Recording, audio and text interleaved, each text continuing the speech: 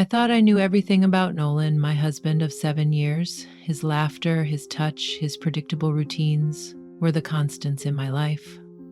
But that weekend, as we drove up those winding mountain roads to visit his old college buddy Tom, something felt different. Mark's eyes sparkled with a mischief I hadn't seen in years, like he was about to unveil a secret that could change everything.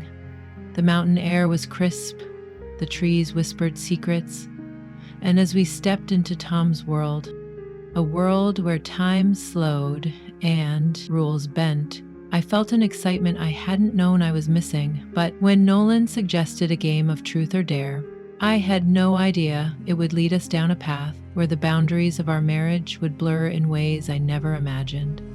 What happened next was a moment that would forever alter the fabric of our relationship, leaving me to wonder, was this the beginning of something new, or the unraveling of everything we had built?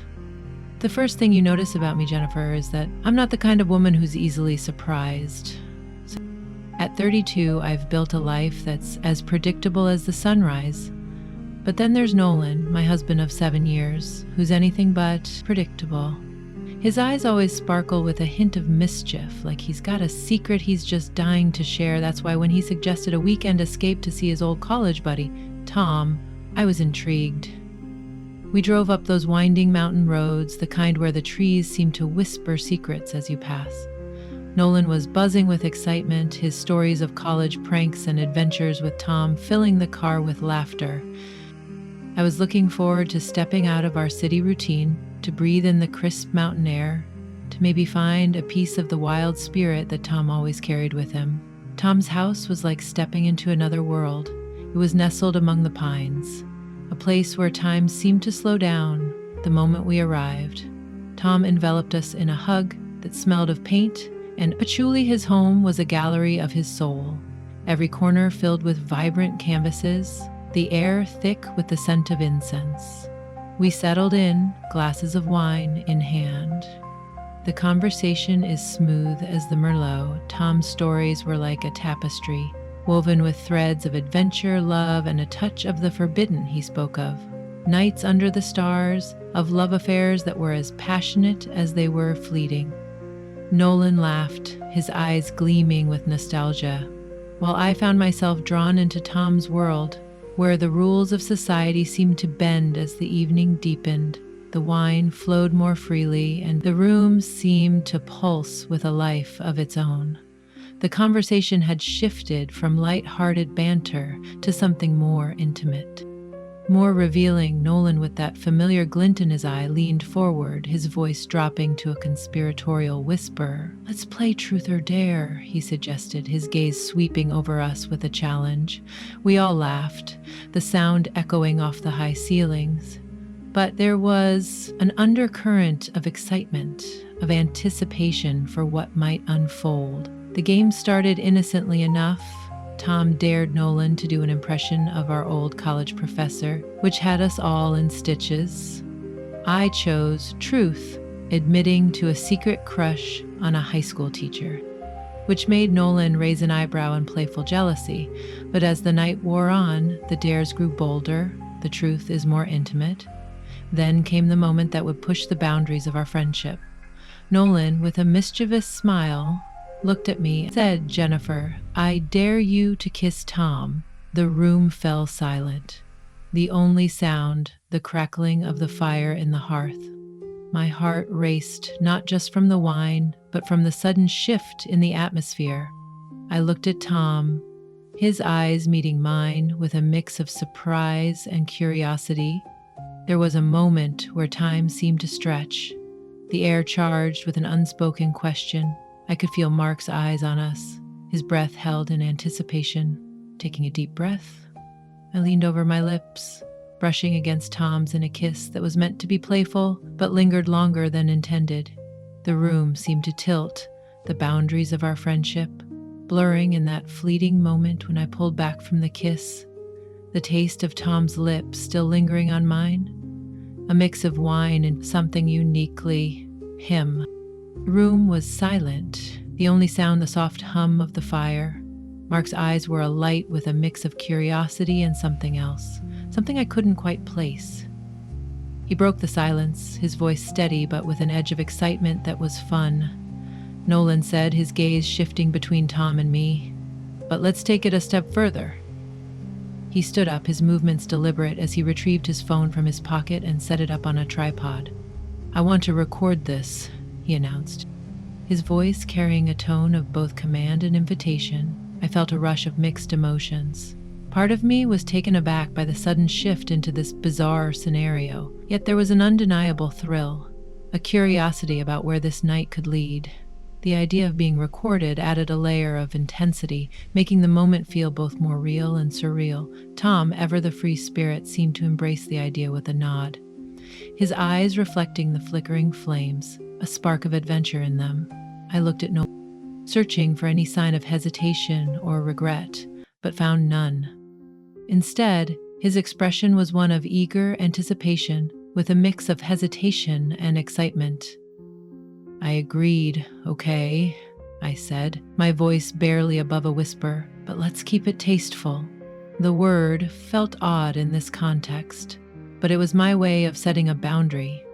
However, then Nolan adjusted the camera, ensuring it captured the scene perfectly. The red light blinked on, signaling we were live. The atmosphere in the room shifted, charged with an electric tension. Tom moved closer, his hand gently lifting my chin, his touch sending a shiver down my spine. "Are you sure?" he asked, his voice low, giving me an out if I needed it. I nodded, my heart pounding in my chest. The thrill of the unknown mixing with the comfort of familiarity. The kiss that followed was different from the first. It was slower, more deliberate, as if we were both aware of unblinking gaze. The camera was rolling, capturing the moment. Nolan directed us, his voice calm yet firm, telling us what to do. Tom, now fully embracing the role, moved closer to me, his hands exploring gently. The room felt charged with an electric energy, the boundaries of our relationship blurring. I felt a mix of emotions, confusion, thrill, and a strange sense of liberation. Nolan watched through the lens, his expression unreadable. The act of being filmed added a layer of surrealism to the experience, making it feel like a performance rather than reality. As Tom and I engaged in what was now clearly an intimate encounter. Mark's voice occasionally broke the silence, giving directions or asking if we were okay. The situation was bizarre, yet there was an undeniable allure to the forbidden. Tom's touch was both familiar and foreign, a paradox that sent my mind into a whirl. His fingers traced the line of my jaw, his breath warm against my skin, and I couldn't help but respond.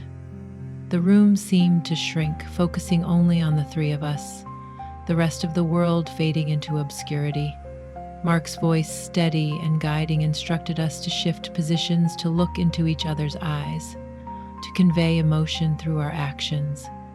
I could see the lens focusing on us, capturing every nuance, every subtle shift in our expressions.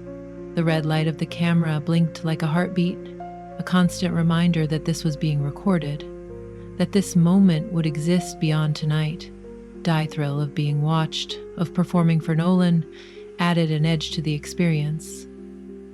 It was as if we were actors in a play, our roles defined by the desires and fantasies of the director. Tom's lips found mine again, and this time the kiss was deep, exploratory, as if we were both searching for something. Within each other, Mark's voice cut through the haze. "Jennifer, tilt your head back slightly. Tom, let your hand rest on her waist." His directions were precise, almost clinical, yet they somehow fueled the intensity of the moment. I felt myself being drawn into this new dynamic, the boundaries of our marriage stretching, bending, in ways I hadn't anticipated. Was this? As Tom and I moved together, the camera capturing every moment, I felt a shift in our dynamics. Mark's involvement wasn't just as a voyager, but as an orchestrator, his control over the scene, both unsettling and exhilarating. The act itself was over quickly, but the implications lingered.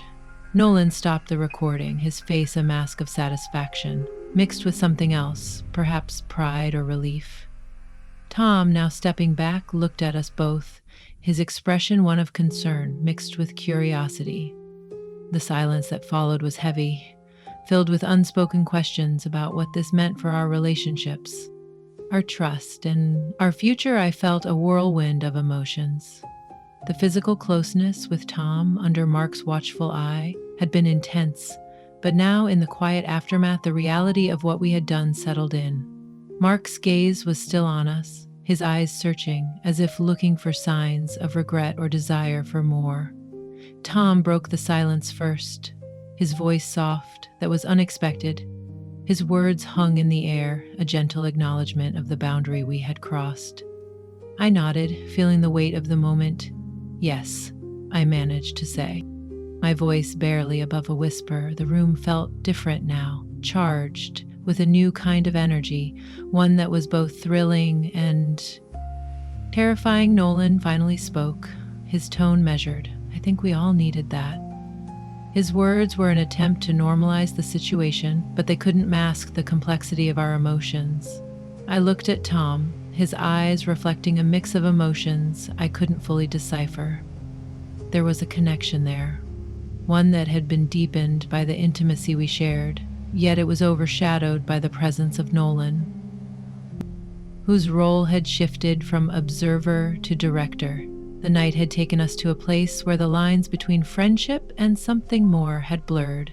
Mark's suggestion to record had added a layer of surrealism, making the experience feel like a performance rather than a private moment. As I stood there, the implications of our actions began to unfold in my mind. What did this mean for our marriage, for our friendship? With Tom, the thrill of mourning came with a different light, both literally and metaphorically. Over coffee, the three of us sat the previous night's events hanging over us like a thick fog. Nolan was the first to speak. His voice, steady last night, was something we did together, a shared experience. He said, looking at both Tom and me, he explained that he had always harbored fantasies of watching, of sharing, but never knew how to bring it up. The trip, the setting, and the game had provided the perfect, albeit unconventional, opportunity. Tom, feeling somewhat responsible, apologized if he had overstepped, but Nolan reassured him it was my idea, my desire. Nolan clarified for me the experience was a revelation about my own desires, about the complexities of love and trust. We agreed to discuss it further to understand each other's feelings and boundaries. The trip, initially meant for relaxation, had turned into a journey of self-discovery and mutual understanding. As we sipped our coffee, the silence was filled with the weight of our thoughts. Nolan continued, "I've always felt there was more to explore in our relationship, in our lives. Last night it felt like we were all on the same page, exploring together." Tom nodded, his gaze thoughtful. "I didn't expect it to go that far, but I'm not sorry it did. It was enlightening," he admitted, his voice tinged with a mix of relief and curiosity. I took a deep breath, feeling the need to express my own whirlwind of emotions. It was intense, and yes, but it also made me question a lot about what I want, what we want as a couple, as friends. My words felt heavy, each one carrying the weight of the night before Nolan reached out his hand, covering mine. "We need to talk about this openly and honestly. We need to set boundaries, understand each other's limits and desires. This isn't just about last night. It's about how we move forward." The conversation shifted then from the raw emotions of the night to a more analytical discussion. We talked about consent, about the implications of what we had done. Don't forget to subscribe, like, and comment if you enjoyed this story. This will help us create more engaging stories for you.